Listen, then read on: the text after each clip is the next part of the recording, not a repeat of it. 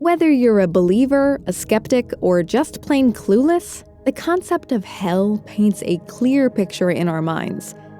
But what if we told you it's not even remotely fictional? It's real. And it's right here on Earth. Today we're taking you on a world tour of top 3 Greek mythological places that actually exist. So before you go backpacking, you might want to put a pin on the gates of hell, ruins of Troy, and last but not least, Atlantis. Let's dive in. Number 1. The Gates of Hell. The infamous place in modern-day Pamukkale, Turkey, where animals unexplainably drop dead. Reported as part of a ritual sacrifice, these events occurred at a temple with an actual gate called Plutonium.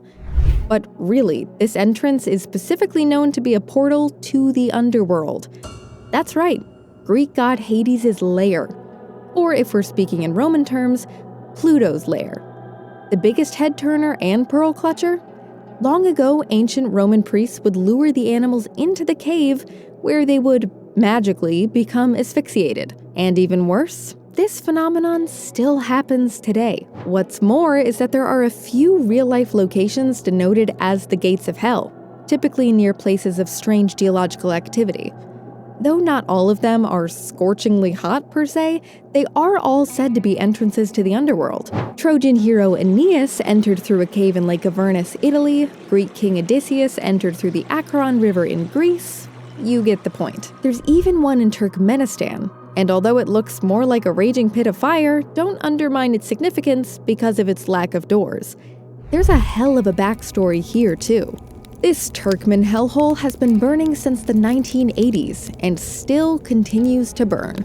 Known as Shining of Karakum in Turkmenistan, this crater is actually a burning natural gas field that collapsed in on itself.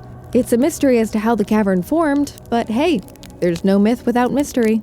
Though no one's completely certain as to when the crater formed, geologists guess that it may have been sometime in the 1960s, and was set on fire to prevent the emission of poisonous gases. Another theory claims that Soviet engineers may have drilled into it for the purpose of oil mining sometime before the end of the Cold War. As for the Gates of Hell and Plutonium, it's actually quite deadly. New research shows that there may be a possibility of a fissure deep beneath the cave that's releasing CO2 at a concerningly high degree, causing these zoological fatalities, which doesn't explain how humans supposedly built the temple there in the first place. Number 2. Ruins of Troy. Remember the no myth without mystery thing? Insert the Trojan War. Yep, the legitimacy of this war has been historically debated forever.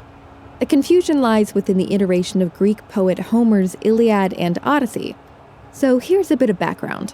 The legend surrounds a disagreement between the Greek goddesses Aphrodite, Athena, and Hera. When Eris, the goddess of discord, came unannounced to a wedding she was not invited to, she came bearing a golden apple, a gift for the fairest. Basically, the goddesses fought for the apple and asked Paris, a Trojan prince, to choose. Because he wished for love, he awarded the apple to Aphrodite, who made the married queen of Sparta fall in love with Paris. So, when she left her Greek husband, her husband urged the rest of the Greeks to wage war on the Trojans. Sure, technically Turkey and Greece were part of one nation during the peak of the Ottoman Empire, but the ruins of Troy are located in Hisarlik, an archaeological mound in present-day Turkey. His uncoverings considered the starting point of modern archaeology. Famed archaeologist Heinrich Schliemann was amongst the first to excavate the site in 1870. Those scholars claim that this war between the 12th and 13th century BCE between the Greeks and Trojans has historical truths. How much of it actually happened is questionable. But further research and excavation of the Troia and Troas regions reveal it has been occupied for 8,000 years, not quite explaining the supposed war that happened much long before that. Be as it may, these remnants of history and mythology exist today. Number 3. Atlantis. Now, we've made a few videos surrounding this ancient lost city, but the lore is endless. Notoriously known to be the most advanced civilization of all time, all thanks to Greek philosopher Plato's dialogue Timaeus, Atlantis' most infamous theory is that it was a very real place that sank. And it's located right here, the Azores Islands in Portugal. Though Atlantis has been conspired to be just about everywhere, there's quite a sizable case made for it being specifically here. Mountains. Specifically, that the Azores Islands are actually mountaintops of the long-sunken ancient city of Atlantis. But it's what the mountains had that really makes this a substantial discovery. A small number of alleged hypogea, earthen structures carved into rocks that were used for burials, have been identified on the islands of Corvo, Santa Maria, and Terceira by Portuguese archaeologist Nuno Ribeiro, and speculations were published that they might date back 2,000 years.